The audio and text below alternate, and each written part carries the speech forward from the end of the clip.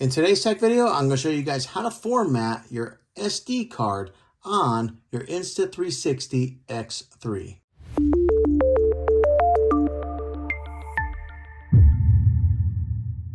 Okay, this is how you do that. What you want to do is swipe down from the top there, and then that'll bring up all these different options here. And at the bottom right corner, you'll see that gear icon. Just go ahead and click on that, and it'll bring up all these different settings.